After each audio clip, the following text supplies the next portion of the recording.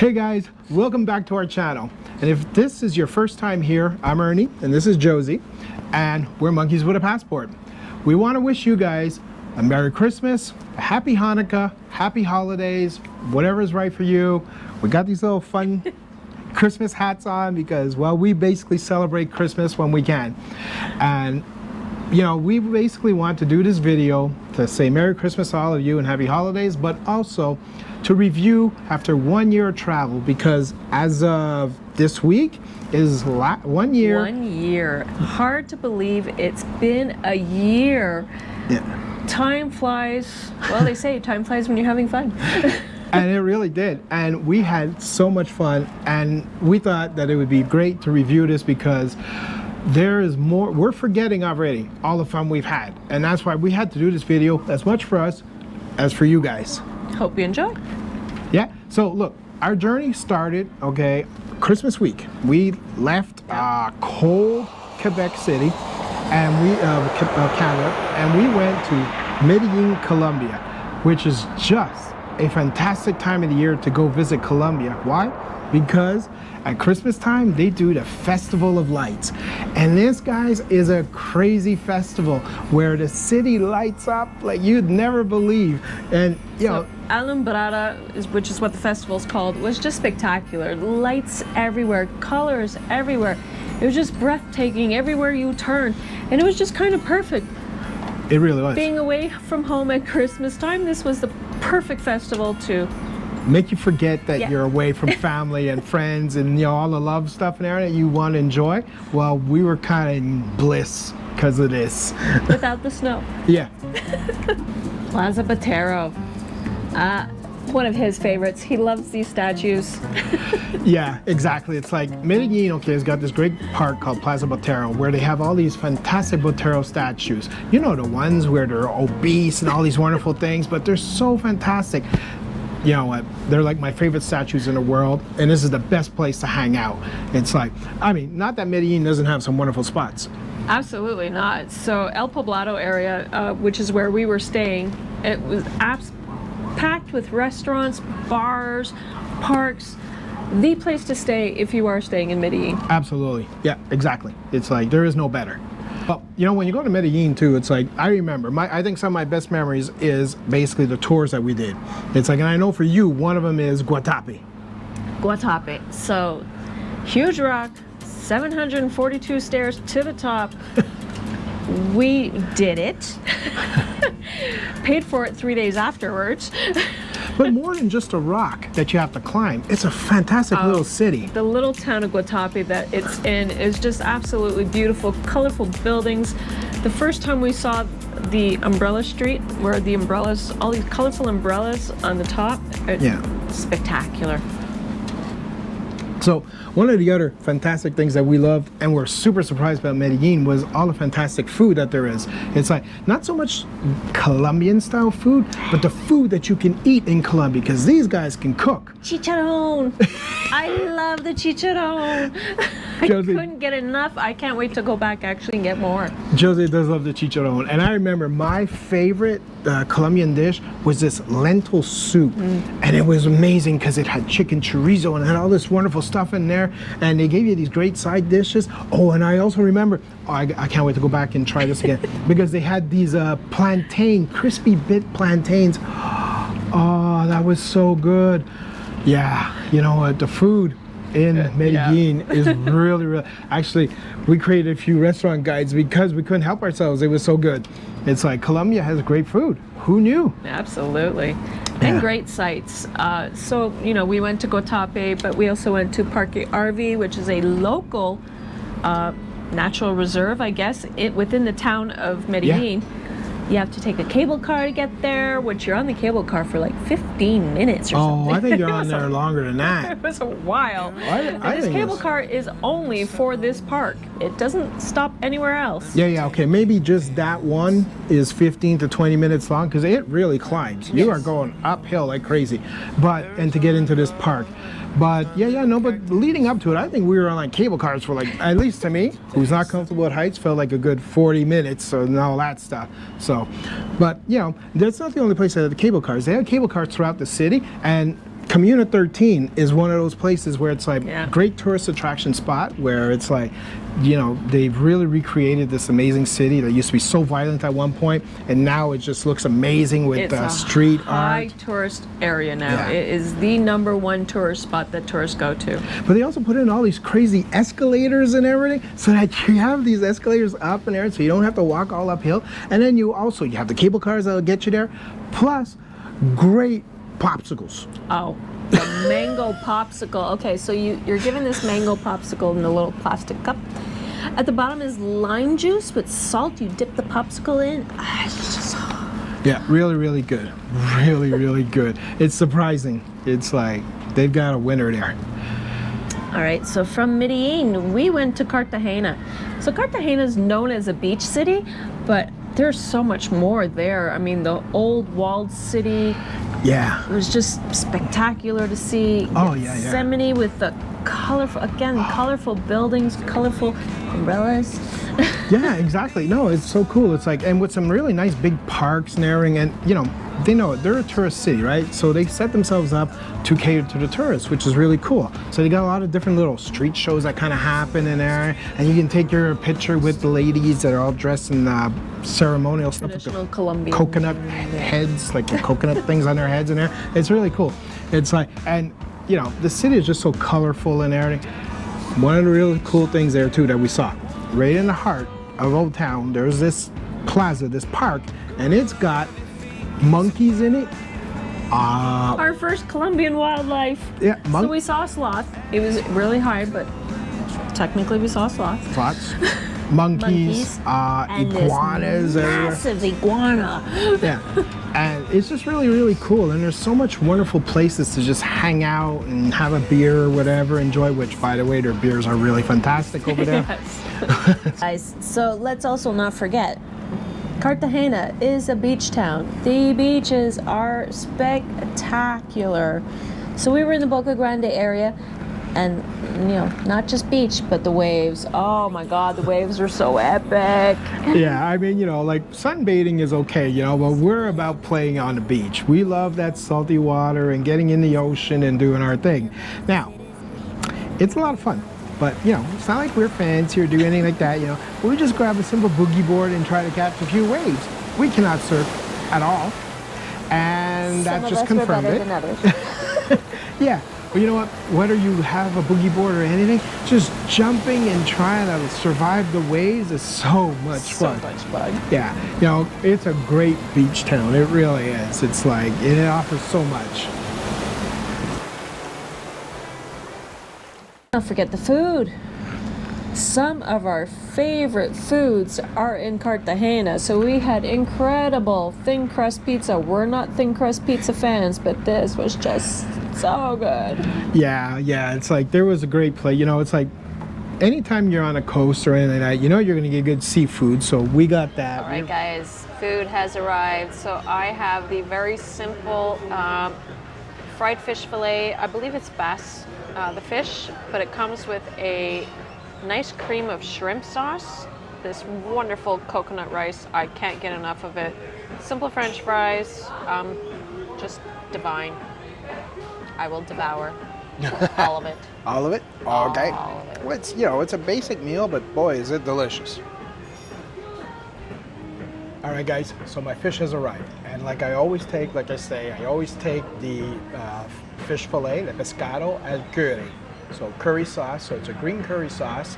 And if you follow me down here, you'll see that it's just this beautiful, creamy green curry sauce with some basic fries. Nothing special here again. And I've got a little coconut rice right over here. The coconut rice has got really great flavor. Now, what I want you to see is how great they cook this fish.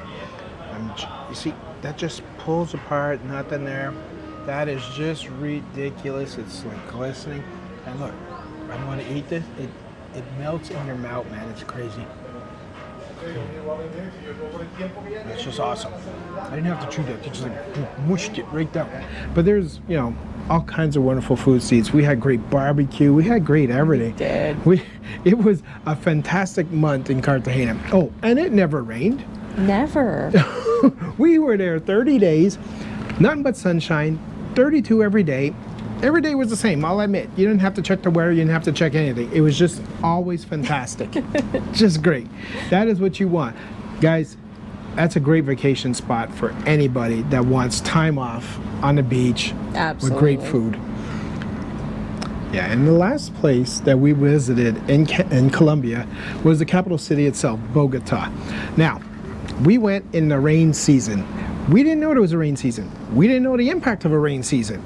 Well, let me tell you. It rained. Oh yeah, it rained. It rained every day, okay? And it rained to the point where, well, let's put it this way, an umbrella would not save you. You would get drenched, guys. Do not get caught in the rain in rain season in Bogota. But if it's not raining, wow, it's really nice. It's a beautiful city.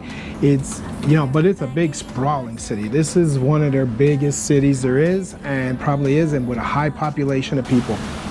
But nice places to see. Absolutely. So, from the botanical gardens, which are always beautiful no matter what city you go to Old Town, the Candelaria area, lots of pigeons. La Candelaria area is so freaking amazing too, because it's like all this colorful neighborhood. You've seen them in different places, gorgeous. And with great restaurants and everything. So yeah, that's a great place to hang out. And then, as you said, you go down to center and everything, and it's like you can feed the pigeons. So I tried to scare off the pigeons initially, realized they're not getting scared off. That's because they're being fed. They're not scared of you. They're not. I've even got them eating out of my hand. Dude, that's rude. Dude, that's rude. Wow. Okay, this is some freaky stuff, guys. Okay. We bought the corn, and yeah, we bought the corn, and they are all over us. You know what? This is pretty cool. Squab, free squab. They are all over you. They're definitely people friendly, as long as you got food. And let me tell you, they swarm you. It is crazy. It's like they're surprisingly soft. Yeah, it's a lot of fun though. It's really cool for that. It's a good experience. It was. Yeah, and the architecture around everything, because it is an old city and it is stunning, just beautiful. Yep. Let's not forget Monserrate. So, we did go Tape with the 742 steps. So we see Monserrate with, I don't know how many stairs, and we're like, we did the rock. We can do this. Well, it was a little harder. Well, initially, we weren't supposed to climb, first of all, okay? We were supposed to take the gondola or the cable car, but the lineups were ridiculous when we showed up. So we said, well, why don't we just walk up? So that's what we decided to do. It was exhausting. It really was. It was exhausting, guys. But we still did it, and it was really cool. And the monastery up on top of the cliff is really, really cool too. And the viewpoints from the city from up there is just spectacular. You can't get any better. Yeah, but we did take the what do you call it? Funicular. The funicular down though. It's like, because yeah, we were kind of pooped after that. Another thing we saw that was pretty spectacular was the salt mines. Yeah, well, that's it. Like, crazy concept, guys. They build chapels inside salt caves and they're underground. That's just crazy. It's like, but it's really something you got to see, and it's a little spooky sometimes. It's kind of creepy because it was dark and dank. You're in a mine, right? But it's a cathedral, and it's like, who builds a church here? It was just a little creepy. And let's not forget about the Laguna Dorado and everything, where basically we went and saw the official place where the Legend of Dorado exists, where all the gold is supposed to have been kept and everything in that ocean, and well, not ocean, I mean in that lagoon and everything, which is pretty cool. That is actually a great day trip. It was. Really, really fun time, because you got to see a lot of funky stuff. Weird legends, but yeah, it was really something about being slathered in honey and then gold dusted naked, naturally. Yeah. Weird legends. Yeah, but great tour to do when you're in Bogota, guys. Highly recommend that one, because that was a nice, really nice surprise. Our next stop was Peru. So Peru for me was my #1 destination. I don't know why I had this fascination with Peru. It's deep and rich in Incan history. I'm fascinated with it. Had to see it. Yeah, you see, I knew nothing about Peru, quite honestly. So all I knew was Machu Picchu, Machu Picchu. That's all I knew about Peru, and that's all I thought it had to offer. Wow, were we surprised? So much more. So we started in Lima, which Lima has so much to offer. It was just spectacular. Yeah, well, I mean, first of all, Lima is a city in the desert, okay? It never rains. But you would never notice from all the beautiful greenery and flowers and all that stuff that there is in this city. It's freaking fantastic. It's so beautiful. And yes, then after that, you've got all these amazing sites and tours that you can do. Like, there's so much to spend your time on. It was spectacular. So from Magic Water Parks, which is what we're going to call it, a Magic Water Park. Yeah, that was beautiful. Where there was just every day there's a show. I love that water, show. Which it was really incredible. I love that show. If ever we return to Lima, I'm doing a show again. I think it was freaking fantastic. It's really, really great. And of course, it's got a great old colonial city. So a lot of amazing buildings to see, a lot of culture to soak in and everything. It's like, unfortunately we're at a bad time when they were having protests and stuff. So it's like we couldn't get near the presidential palace there, but it looked stunning from a distance. It really did. Oh, Olivar Park. So this is in the heart of Miraflores, where we discovered an olive grove.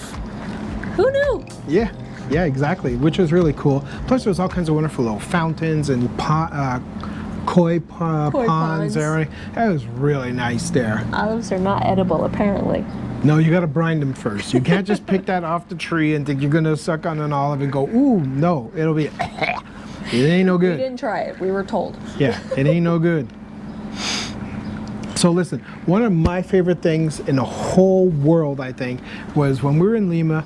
There are pyramids right in the heart of the city, guys. And we got to touch our very first pyramid. I've never been near a pyramid, and that was amazing for me.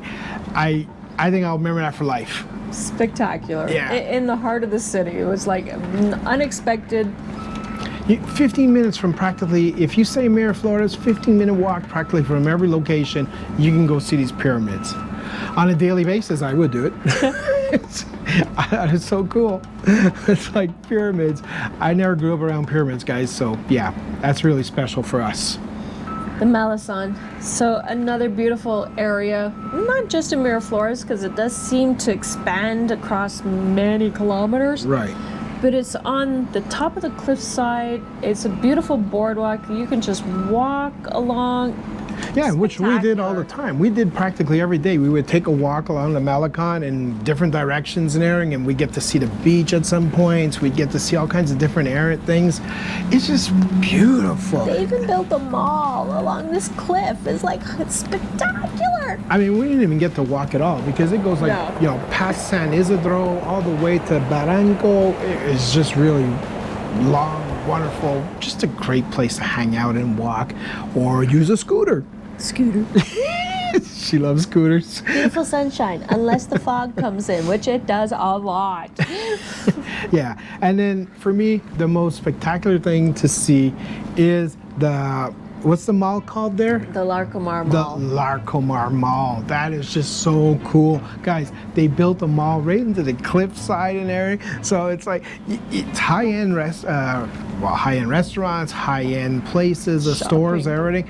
But you have to visit this place because it's just so cool to be there. It's not just the shopping, the views. Yeah, it's like, you know what, that was just so cool. Plus, we bought some really good hiking equipment there and everything. Yes, we did. For our hikes when we went to Machu Picchu. So yes, we did. We did some cool shopping there.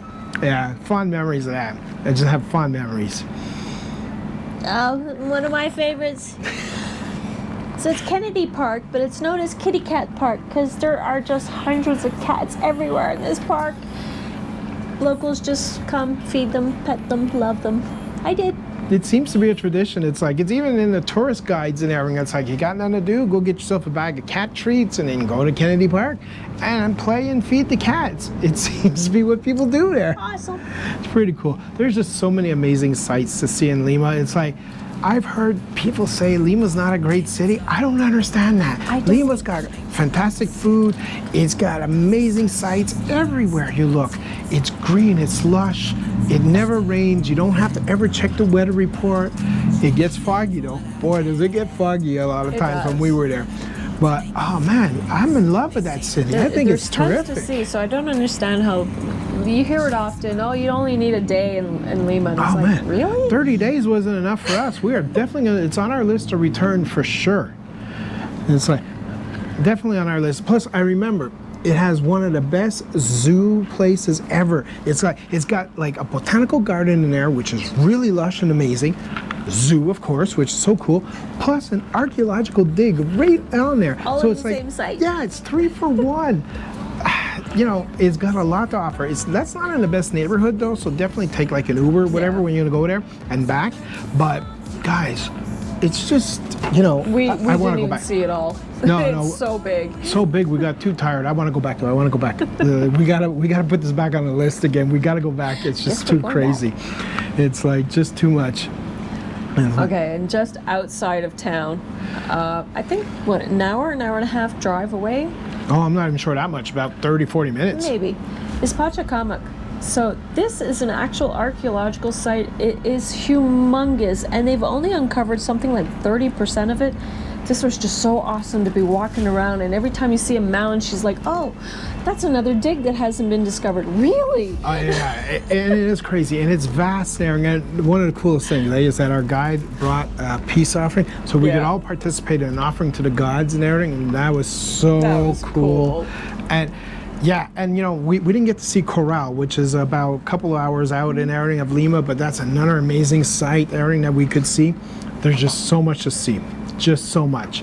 It's like, but I still prefer Barranco. Barranco for me is just one of those little hipster doofus type of places Bohemian style. Yeah, you know, it's just a great place to hang out.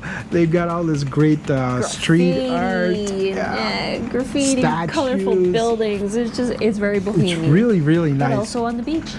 Plus, they got a nice sandy beach there. They don't have that rocky beach where the surfers' beach is. It's all nice and sand, so you can really hang out there.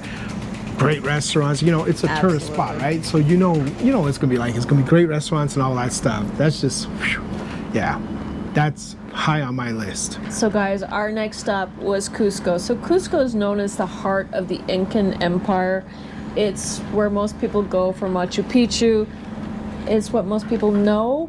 But there is just so much more. I mean, we were blown away by all the different sites there are to see. Oh yeah. Just from Cusco. Oh yeah.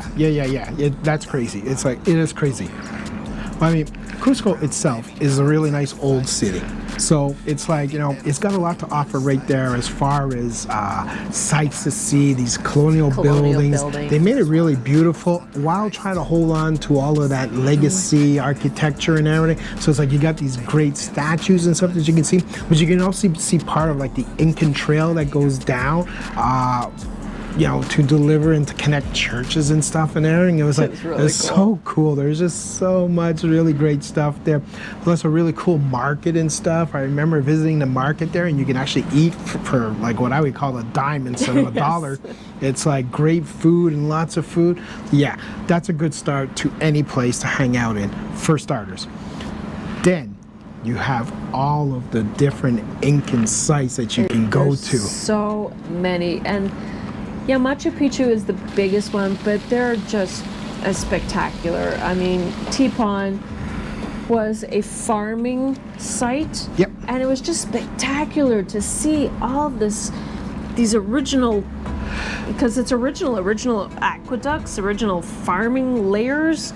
Yeah, and then Incredible. there was all these other freaking places that we'd see where it's like, you know, they were like built for like defense and fortress in there. So it's like you'd have the city living there, and there'd be that amazing wall going all around the city and everything, where it's like you could pass there, great passageways, things we've never seen. It was so exciting. Every time we went there, every time we were in a new site, it always offered something different. It's like, for me, it was like, that was just so cool.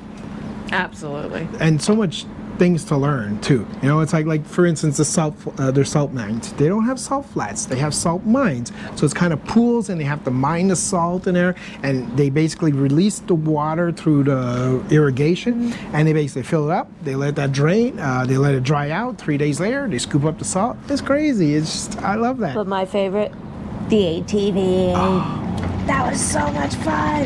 ATVing down the Incan roads.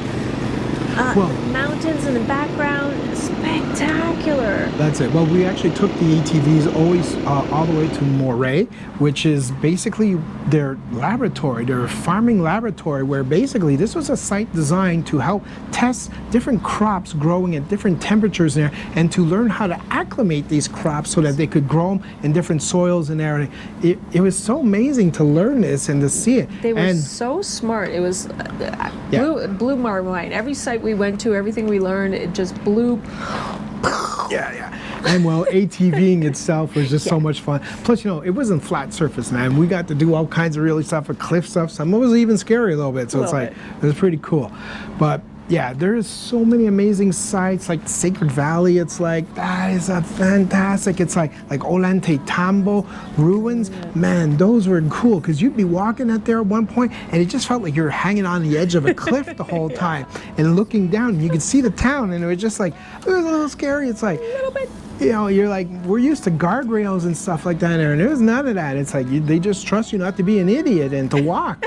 Hey, if you fall over, your fault. Exactly. It's like, should have been paying attention, not looking at your phone or something. I don't know, guys, but Not what we're used to back home. no, it's so cool. There's just so many amazing sights to go see in there. Ollantay Tambo for me is a really cute little town, and unfortunately it's missed by most tourists because really it's the connection point where you catch the train to go to Aguas Caliente to Machu Picchu. So most people really just take a bus or whatever, hop in, boom, grab on a train, and really never see anything about Ollantay Tambo except for the train station. And it's a shame because this town is so cool. It's incredible. So Ollantay Tambo is known as the live Incan village. So it's actually real ruins. So people that live in this town are living in Incan buildings, Incan roads. This is a true Incan village. It's just spectacular. Yeah, you're living among the ruins, which is so cool. And you know, everywhere you walk and everything, they've got all these great, you know, walls and everything that are still there that you can touch and just really take it in. And it's a really cute town because, you know, it's like they got nice little restaurants and stuff because, you know, it's a tourist hub just the same, so they cater to you and they show you some really good time by all kinds of wonderful things. Yeah, fantastic hotels too. We enjoyed such a great time there. Highly recommend it. One of the really cool things too that you can do when you go to Ollantay Tambo is, well, definitely don't miss the Ollantay Tambo ruins, of course. This you can just do on your own without even doing part of the Sacred Valley tour.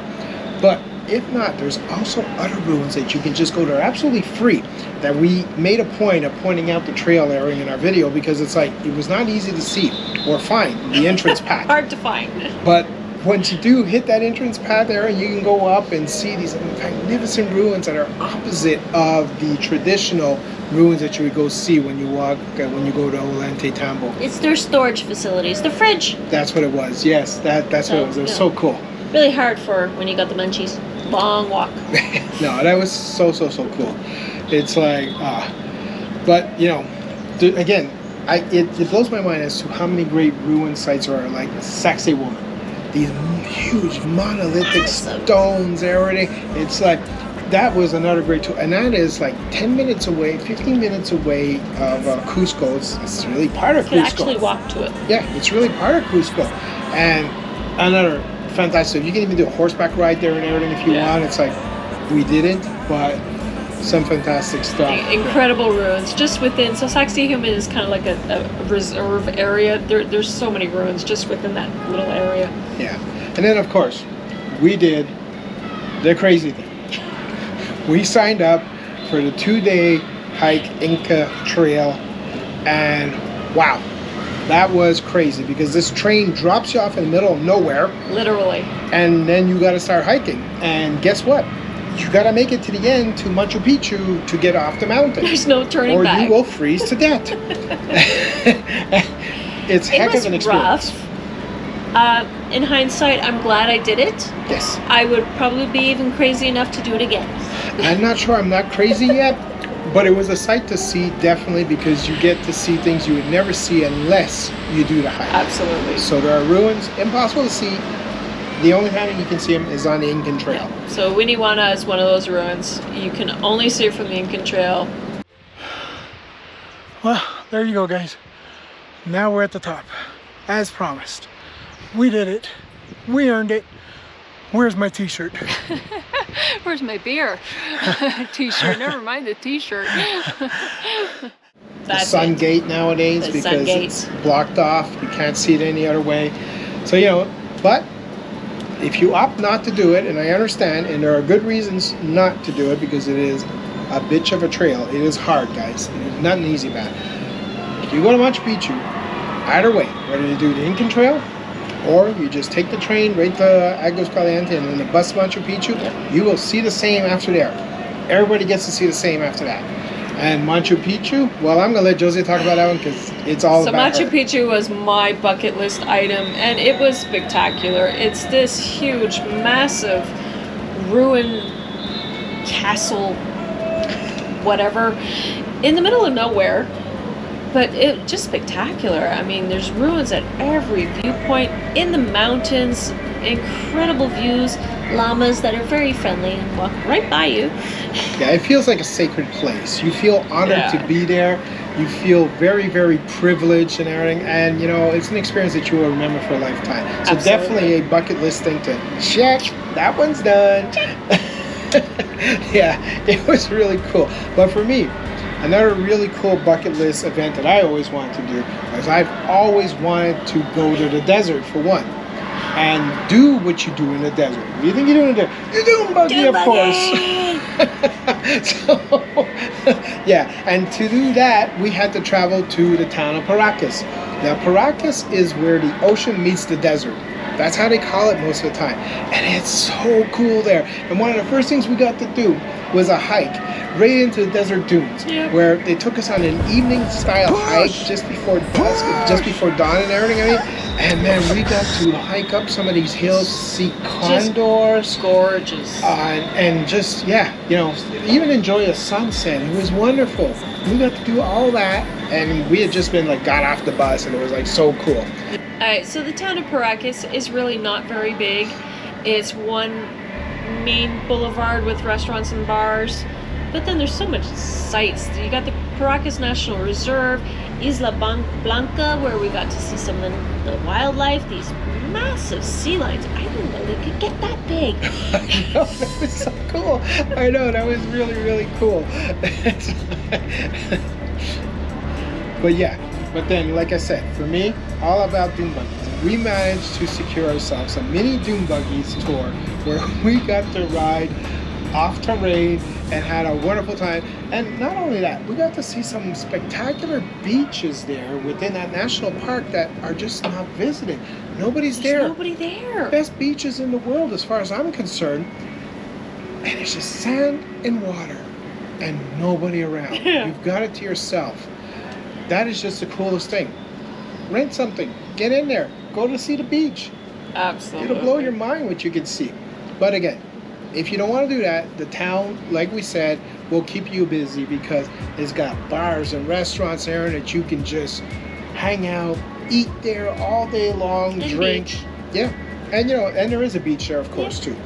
But what I really liked was walking along that promenade. I thought that was great. It would take you from end to end, and you see all these amazing, and even some cool resorts at the end. Absolutely. What an Yes, there are awesome some view. resorts. I forgot about the resorts. Yeah, what an awesome pier. But I mean, the best thing about any desert is when you can find an oasis. And that's what Huacachina is all about. That was so incredible, guys. An oasis literally in the middle of the desert. It was, again, not very big, No, but but totally, breathtaking. yeah, totally worth traveling to. It's like, because you're never going to see that again, probably. Never. It's like, and it was really so cute the way they did it in there, because you got these little hotels and hostels and everything all around the water and everything, because it's just really small. And then, there's best again. thing to do when you're in the desert among the dunes. Dune buggy. Dune buggy by a professional driver. Thank That's God. crazy. Not no mini dune buggies now. This is the big stuff, and he brings you up and down those crazy dunes in there. It was breathtaking. Quite the ride. Breathtaking. So cool. So cool. Yeah. But besides the dune buggying, there was another activity that we did there. Or That is some true. of us did there. That is true. Sorry, I chickened out. Sandboarding, yeah, and that was steep stuff. Those dunes were massive. I looked over the edge and I went, I ain't going down. Sorry. Yeah, Jose chickened out. I did. But you know, that's okay. She does make up for it later on in the future at another time. We will cover that probably. It's like, but yeah, guys, it's been such an amazing year so far, and we just covered the first 6 months. We did. And the video is already quite long, so we're actually going to break on this part here, and we're going to make it into 2 parts, guys. So I just want to say thank you to everyone that's watched us throughout the year and has commented and been part of our family, our travel family, because it really has been special for us. And although we've been having a time of our life, we've really warmed our hearts to know that we built a small audience and that the audience is really wanting us to do different things and kind of living vicarious through us a little bit in some of these towns and there. And we really enjoy all your questions and interacting with you guys. So thank you so much for being part of our journey. And we would like to toast to you and wish you once again a very Merry Happy Christmas or Happy Holidays or Happy Hanukkah, whatever you celebrate. And we will catch you in the next video where we will continue the rest of the 6-month journey. Cheers. Go have fun with family, guys. Cheers.